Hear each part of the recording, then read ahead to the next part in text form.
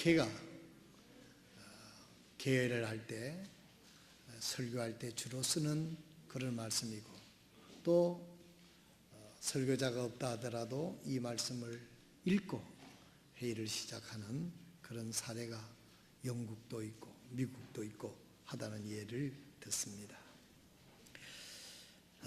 역대하 7장 11절에서 있는 말씀, 16절까지 있는 말씀을 달아서 읽도록 하겠습니다.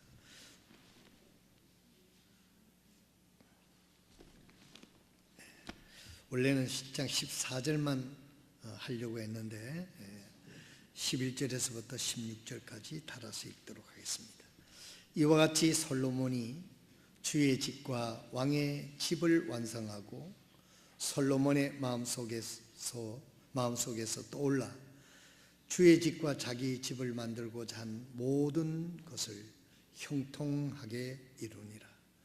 주께서 밤에 솔로몬에게 나타나 그에게 이르시되 내가 이미 내 기도를 듣고 그곳을 택하여 내게 희생물을 드리는 집으로 삼았으니 혹시 내가 하늘을 닫아 비를 내리지 아니하거나 혹시 메뚜기들에게 명령하여 땅을 삼키게 하거나 혹시 내 백성 가운데 역병을 보낼 때에 내 이름으로 불리는 내 백성이 자기를 낮추고 기도하여 내 얼굴을 구하고 자기들이 악한 길에서 떠나면 내가 하늘에서 듣고 그들의 죄를 용서하며 그들의 땅을 고치리라.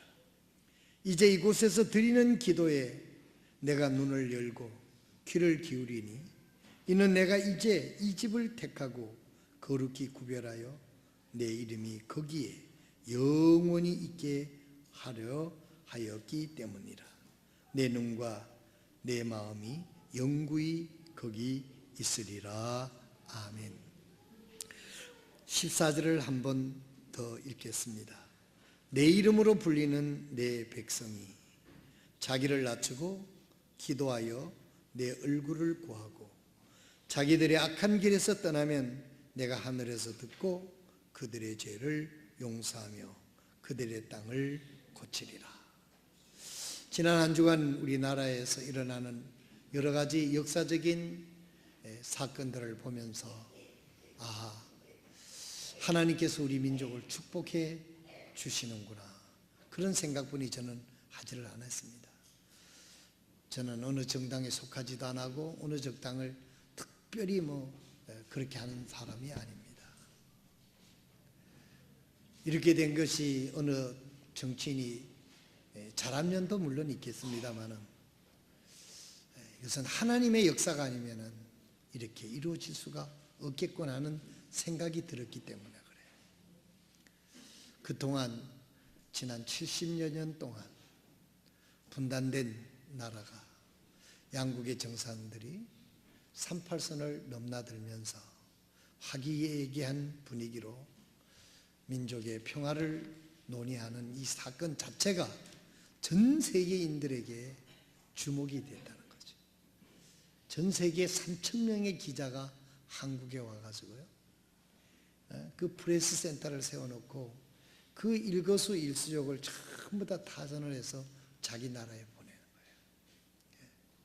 그만큼 우리나라가 세계 역사의 뉴스에 지난 한 주간에 초점이 됐다고 하는 거. 여러 가지 좋은 그런 것들이 있습니다만은 그건 여러분들이 나보다 더 잘 아시리라고 생각을 하게 되고, 제가 오늘 이 말씀을 생각하면서 하나님이 주신 말씀이라고 믿고 오늘 이 말씀을 본문으로 택한 것은 그야말로 역사를 주관하시는 하나님이 아니면 참 이렇게 되기가 어렵다고 하는 것을 누구나 우리 그리스도인이라면 알 수가 있습니다.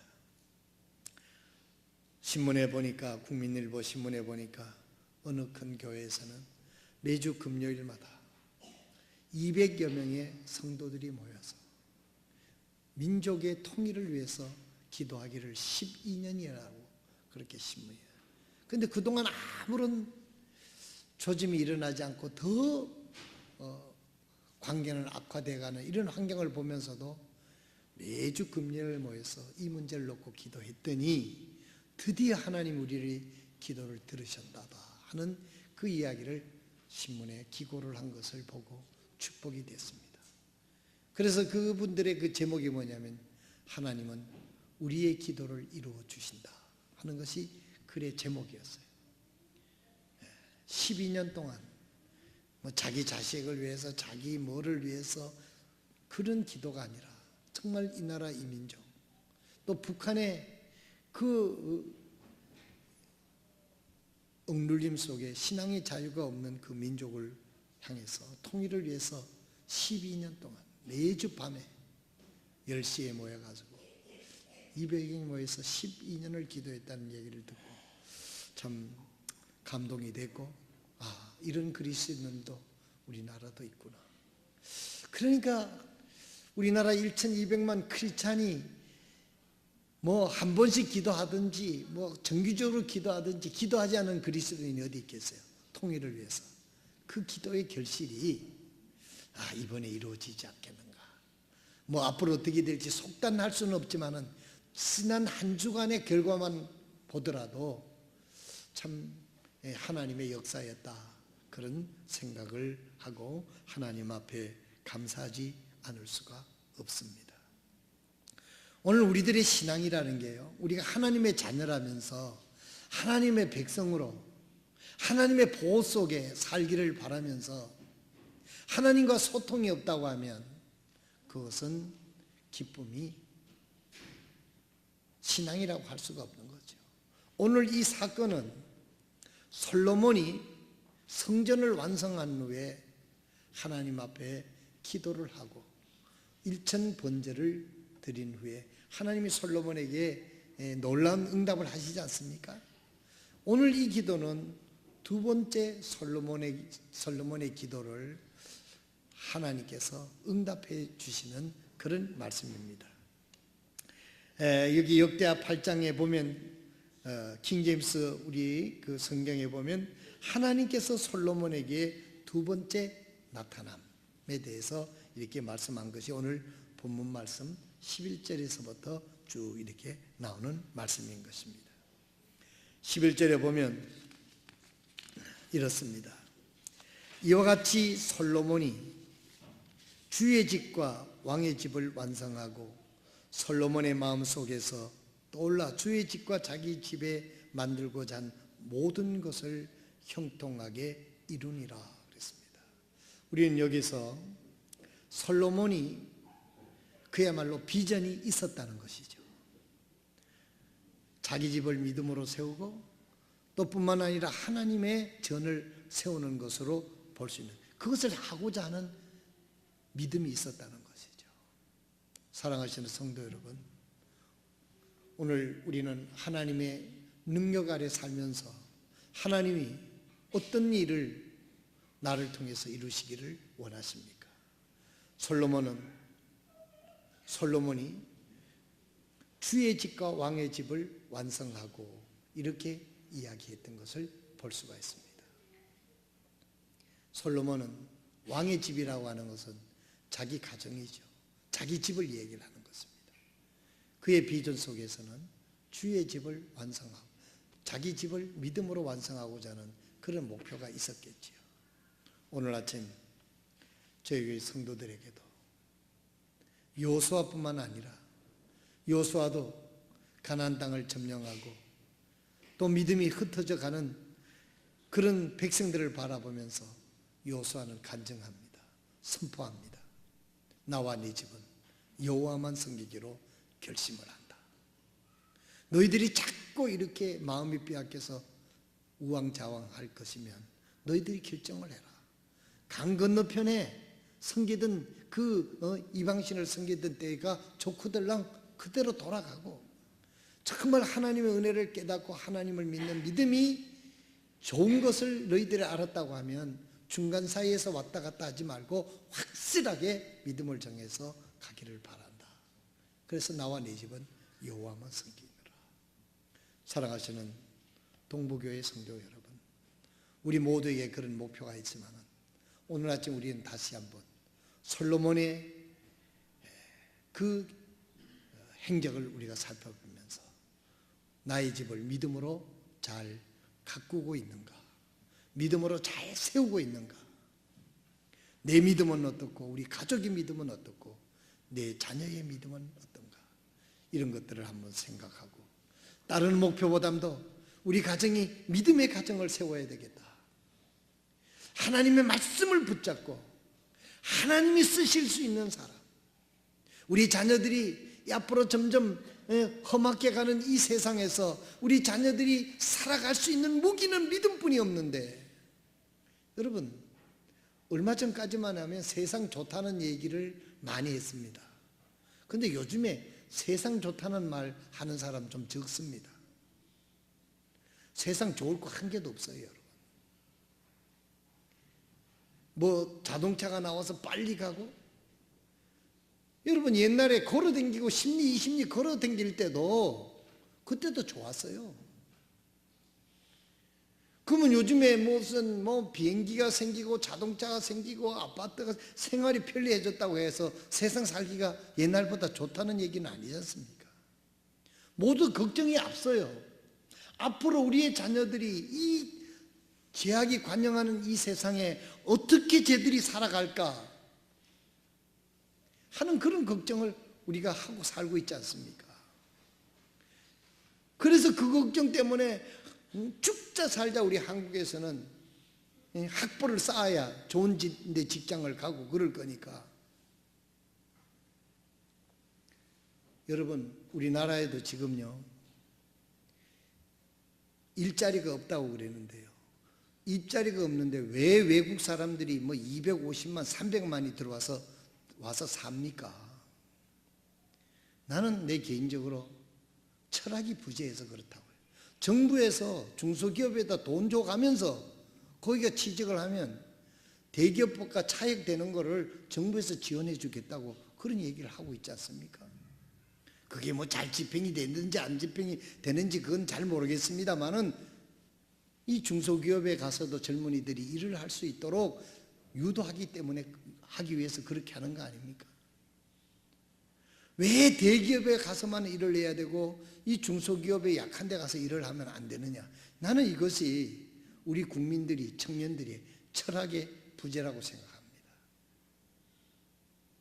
얼마든지 중소기업에서 일하면서도 행복할 수 있고 대기업에 가서 일하면서도 스트레스 받아가지고 병 걸릴 수도 있는 거예요. 좋은 사람도 있지만 여러분 대기업에 가서 일을 하다가 스트레스 받아가지고 그만둔 사람들도 많이 있다는 얘기를 듣습니다. 그렇다 해서 대기업이 나쁘다는 얘기는 아니에요.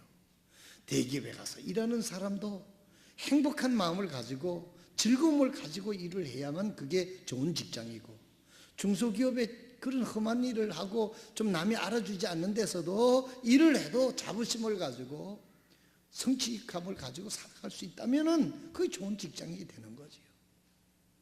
저는 이런 것들을 이기며 살 수 있는 것은 일자리가 없는 게 아니고 세상이 점점 좋아진다고 하는데 너무 이 철학이 빈곤하고 이 세상적인 철학이 난무하는 가운데 우리의 자녀들이 저 세상과 맞서서 싸울 수 있는 게 뭐가 있냐 이 말이에요. 학력 가지고, 여러분 학력, 제가 한 40-50년 이번에 제가 이제 우리 결혼 기념일도 되고 또 우리 5번째 손자가 태어나고 그래서 생각을 많이 했습니다. 요즘에 학벌 많은 사람들요, 우리 군대 가보게 되면, 제가 군대 갈 때만 해도 그 대학교 나온 사람들이 그렇게 많지는 않았습니다. 근데 요즘에는 민석이한테 물어보세요. 다 대학교 나오지 대학 안 나온 사람은 오세요. 군대 오지도 않아요. 오지도 못하는지 가지를 못하는지 몰라도 하여튼 그 정도로 학벌이 많아요. 그래서 불행하고 행복하고 세상을 잘 살아가는 게 아닙니다. 앞으로 우리는 세상이 좋아졌다고 하지만은 제가 볼 때는 우리가 살아갈 수 있는, 우리의 자녀들이 정신적으로 올바른 믿음을 가지고 철학을 가지고 살아가는 것이 점점 더 힘든 세상이지 좋은 세상은 아니다 이 말이에요. 그렇다면 우리 솔로몬처럼 우리의 가정을 우리의 자녀들을 세상과 맞서서 세상을 이기고 주님 안에서 승리할 수 있는 그런 튼튼한 자녀로 우리가 길러내는 것이 부모고 가정이 이런 비전을 가지고 믿음의 길을 가는 저희 교회 성도들이 되시기를 바랍니다.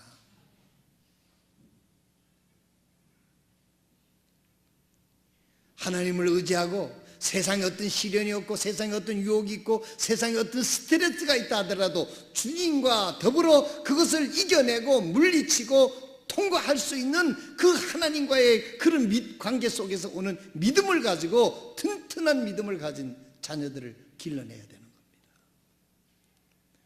다시 한번 여러분 그렇게 하시겠지만은 다시 한번 우리의 가정의 목표, 우리 자녀의 목표 이런 걸 다시 한번 정립을 하시길 바랍니다. 아파트 평수 늘려가고 어디 사는가, 뭐 학군 좋은 거, 나 그거 무시하는 거 아닙니다.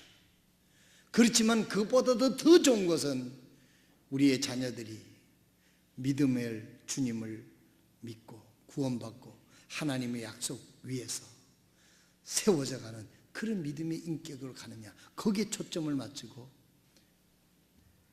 점검해 가는, 그리고 내 자신이 그렇고 아버지가 그렇고 어머니가 그렇고 형이 그렇고 이런 가정이 정말 믿음의 이상적인 가정이 아니겠습니까? 솔로몬이요 주의 집과 왕의 집을 완성하고 그랬습니다. 솔로몬이 다윗이 그토록 짓고 싶었던 성전을 하나님이 다윗에게 짓지 못하도록 하고 그 아들 솔로몬에게 짓게 한 겁니다. 그래서 흔히들 말하잖아요. 성군 다윗도 짓지 못하는 성전을 솔로몬이 지었다. 다윗이 평생 아쉬운 것이 하나님의 전을 짓지를 못했다는 거죠. 그가 다 준비를 했지만은 하나님께서 너는 전쟁을 통해서 피를 너무 많이 흘렸기 때문에 내 성전을 짓기에 합당치 않으니 내 아들 때에 가서 짓게 하리라. 그렇게 하신 거 아닙니까? 두 가지. 솔로몬은 자기 집을 믿음의 가정이 되기 위하여 노력하고 목표를 가지고 그렇게 갖고 갔다는 겁니다. 그리고 하나님의 성전을 갖고 갔다는 겁니다. 오늘 우리가 5000년이 흐른 오늘에도 이 적용을 우리가 해봅시다. 여러분의 가정을 믿음의 가정으로 하나님의 토대 속에서 여러분 믿음의 가정을 세우시길 바랍니다. 믿음의 자녀를 세우시기 바랍니다. 우리의 가정의 목표가 돈을 버는 게 목표가 아니고 하나님을 잘 섬기는 것이 우리 가정의 목표다 하고 자녀들에게 꾸려 앉혀놓고 기도하고 그 말씀으로 설교하고 그 말씀으로 향하여 나가는 그런 가정을 의미하는 것입니다. 또 하나는 뭡니까? 여러분 세상에 여러 요즘에 단체들이 많습니다. 옛날에는 주로 계모임이 많았는데 요즘은 계모임 시시해서 안 합니다. 그거 안 해도 세련된 단체들이 너무너무 많아요. 그거 열심히 해도 좋아요. 그러나 여러분 하나님의 교회의 지체가 되어서 하나님의 교회를 통해서 하나님을 기쁘시게 하는 이 사실을 여러분이 간과해서는 안 됩니다. 왜 그렇습니까? 우리의 영적인 생명을 공급받고 믿음을 공급받고 말씀을 공급받아서 영적으로 살 수 있는 길은 하나님과의 관계 속에 이루어지기 때문에 하나님의 교회를 통해서 하나님의 관계가 소홀하게 되면 이런 것들이 없어지게 되면 그건 바로 모래 위에 지은 집과 같은 그런 결과가 되기 때문에 그렇습니다. 우리가 다 완성한 것은 아니야 하도록 바울 사도처럼 내가 이미 얻었다 하는 것도 아니고 모든 것을 이루었다 한도 아니라 나는 표대를 향하여 달려간다고 하는 우리의 신앙의 지향점이 우리는 분명해야 되지 않겠느냐 하는 것입니다. 우리의 가정을 믿음의 가정으로 세우겠다. 나는 하나님의 교회 지체로서의 사명을 감당하겠다. 이것이 인생의 성공이라고 나는 생각하겠다고 하는 그런 철학을 확보를 하고 믿음으로 나가는 저희 교회 성도들이 되시길 바랍니다. 그러면 하나님께서 형통이라는 은혜를 주실 줄로 믿습니다. 보십시오. 이와 같이 솔로몬이 주의 집과 왕의 집을 완성하고 솔로몬의 마음속에서 떠올라 주의 집과 자기 집에 만들고자 한 모든 것을 형통하게 이루니라 그랬습니다. 어려움이 없었다는 거 아닙니다. 전쟁이 없었다는 것도 아닙니다. 시기와 다툼이 없었다는 것도 아닙니다. 솔로몬이 왕이 되는 데 있어서도 다른 왕들이 다윗을 통하여 도전하고 암투가 많이 있었습니다마는 하나님은 솔로몬이 네 대를 이어가야 되겠다고 다윗에게 분명하게 얘기를 했기 때문에 다윗도 솔로몬에게 왕위를 물려준 겁니다. 여러 가지 어려움이 있었지만 하나님이 개입하시고 하나님이 형통한 길을 주셨던 것을 볼 수가 있습니다. 우리 인생에 있어서 어려움도 있고 힘든 일도 있습니다. 내가 계획한 대로 다 되지 않을 수도 있습니다. 그러나 그 과정 속에서 하나님이 함께 하셔서 여러분들을 세워주시고 여러분들을 지켜주시고 여러분들을 아름답게 이루어주시는 은혜가 여러분들 위에, 여러분 가정 위에 함께 하시기를 주님의 이름으로 축원드립니다. 이래야 우리가 하나님의 자녀라고 하나님의 백성이라고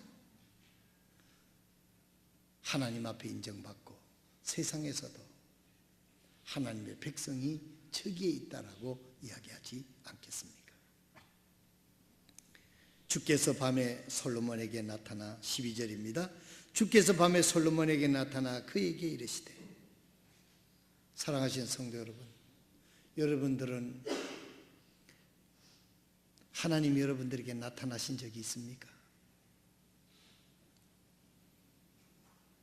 여러분, 이 말씀에 오해가 없기를 바랍니다. 이렇게 말씀드리겠습니다. 여러분, 하나님께서 여러분에게 도전할 때가 있었습니까? 하나님이 여러분들에게 도전할 때가 있었습니까? 하나님이 나를 향하여 도전할 때가 있었습니까? 명훈아, 너 나를 위해서 좀 이런 일을 해주기를 원한다. 나는 하나님께서 명훈이에게 그런 말을 하기를 원합니다.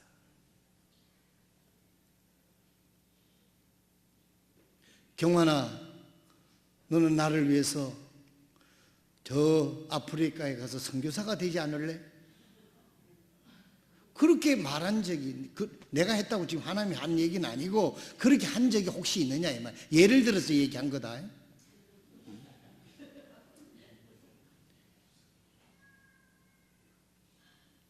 아니 하나님께서 솔로몬에게 나타나서 얘기를 했습니다. 오늘은 솔로몬처럼 하나님이 그렇게 말씀하지 않더라도 하나님의 말씀을 통해서, 설교를 통해서, 환경을 통해서 하나님이 나에게 도전하는 것을 알아야 하나님 앞에 헌신도 하고 순종도 하고 그럴 거 아닙니까?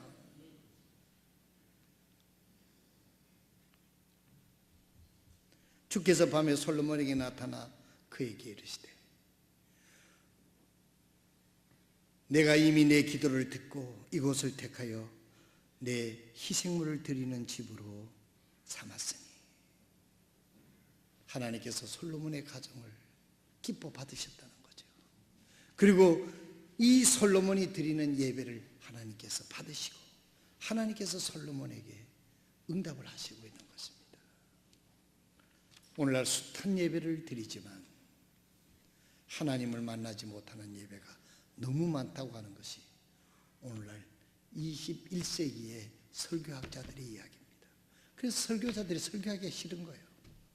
맨날 설교를 해봤자 뭐 반응이 없는데 그럼 뭘 하겠느냐. 사랑하시는 성도 여러분, 솔로몬에게 하나님은 말씀을 하십니다. 너가 구원받은 거 맞지? 내가 내 피로 십자가에서 너를 구원해 주셨는데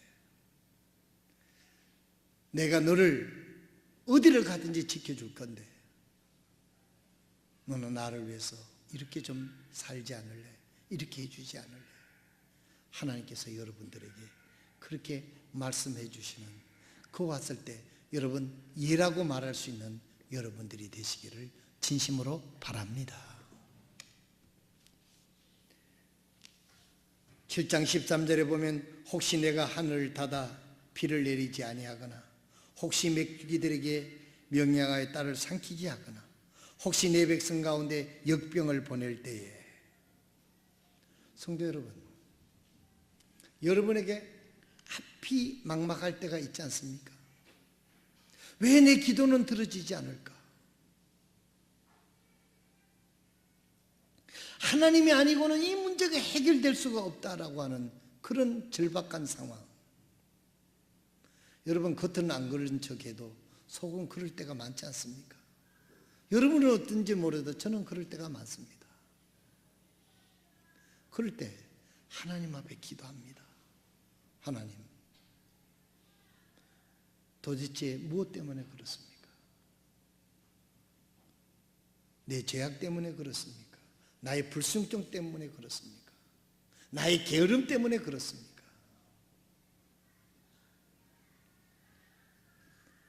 솔로몬은, 하나님께서 솔로몬에게 내가 하늘을 닫아, 여러분, 하나님이 닫으면 열자가 없다고 그랬습니다. 하나님이 축복을 닫으면 내가 아무리 애를 쓴다고 그래서 축복이 내게 내려오는 게 아니에요. 우리가 하는 것은 하나님이 우리를 축복하지 않으면 견딜 수 없는 그런 하나님 앞에 겸손하고 순종한 상태가 되기를 바라는 것이지, 하나님을 명령할 권한이 없어요. 축복해 주세요, 축복해 주세요 하고 우리가 하나님 앞에 명령하고 떼쓰기만 할 일은 아니다 이 말이에요. 혹시 내가 하늘을 닫아 비를 내리지 아니하거나, 그때 당시에는 농사를 천수답으로 주로 지었습니다. 특별히 이스라엘은 비가 적은 나라입니다. 비가 오지 않으면 곡식이 다 타서 죽어버려요. 1년 노력이 다 헛것이 돼버리는 겁니다. 우리나라도 옛날에는 그랬습니다. 천수답이라고 그랬잖아요. 비가 내려오면 그걸 좀 가져가지고 우리 캠프장에 있는 못도 옛날 옛적에 거기다가 못을 판 거예요. 그래서 그 밑에 논들에게 물을 대기 위해서, 지금 농사를 안 지니까 그 못이 필요가 없는 겁니다. 그래서 우리가 쏘고 그래도 괜찮은 거예요.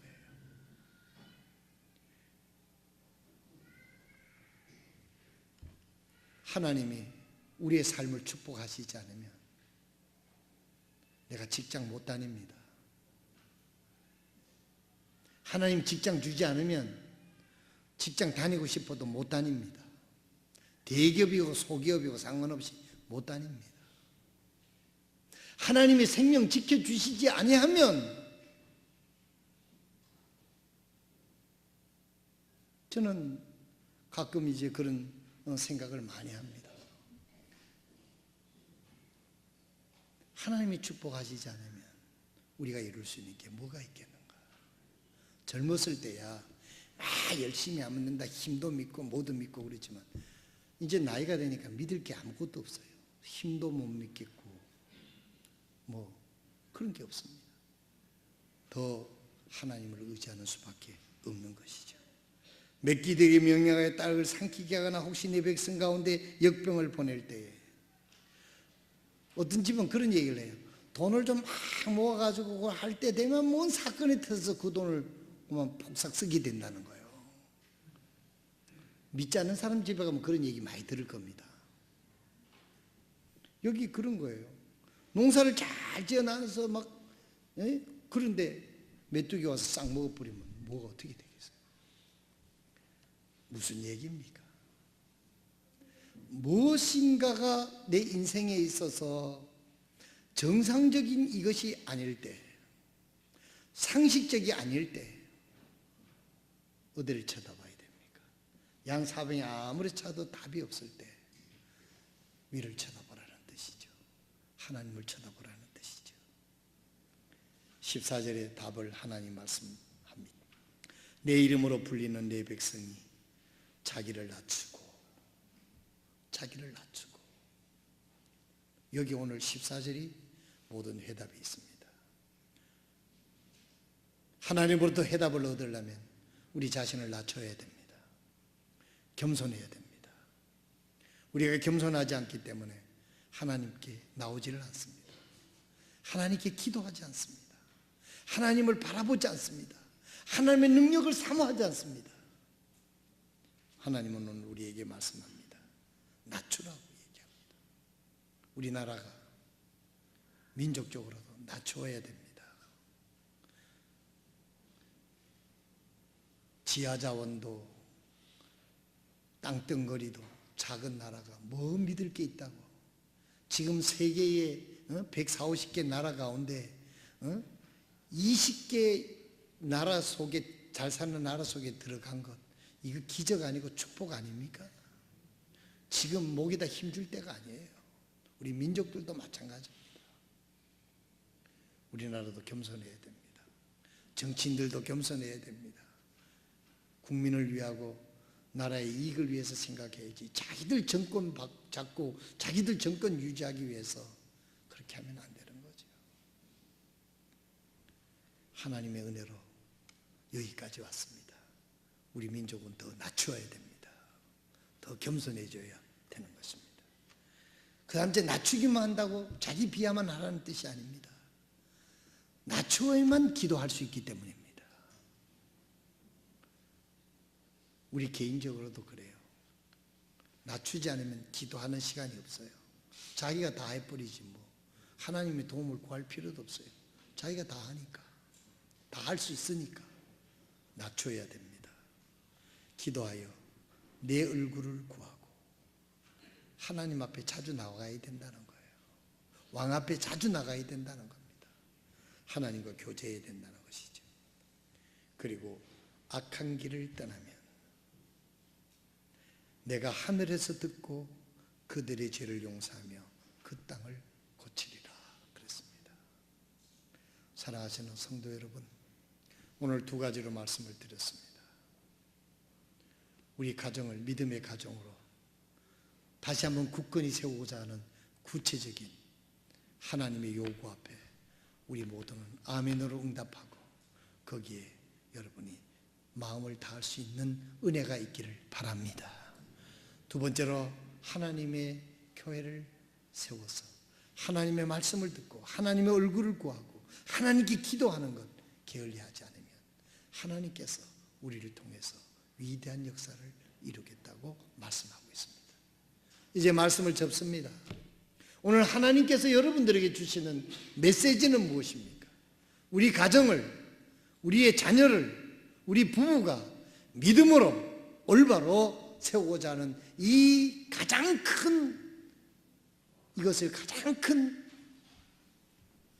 목표로 삼고 이 일에 매진할 길을 원하는 그러한 하나님의 도전에 우리가 믿음으로 받아들인다면 하나님이 그 가정을 고치실 것이고 그 가정을 축복하실 것이고 그 자녀들을 믿음 가운데 세울 수 있는 은혜를 주실 줄로 저는 믿습니다.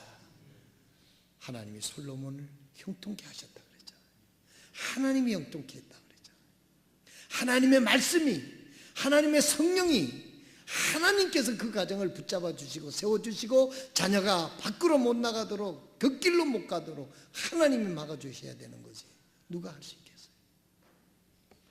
이 시대에 어디 가서 하나님 말씀을 듣습니까? 하나님의 교회를 소중히 여기고 하나님 앞에 예배드리고 하나님의 얼굴을 구하는 이것을 다시 한번 재정민한다면 하나님께서 모든 민족 위에 뛰어난 민족으로 삼으시는 은혜가 있을 줄로 믿습니다. 우리나라가 겸손해서 하나님께 기도하고 구해서 하나님이 주관하셔서 남북 통일이 된다면 그야말로 우리나라가 세계에서 우뚝 서는 귀한 평화의 나라로 세워질 줄로 믿습니다. 하나님이 하셔야 되는 것이죠. 우리의 가정도 마찬가지입니다. 우리 개인도 마찬가지입니다.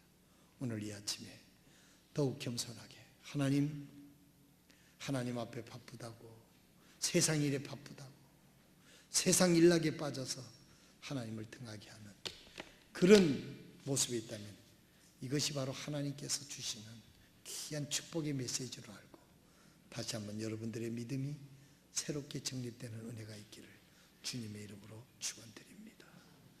기도하겠습니다. 이 시간 조용히 일어나셔서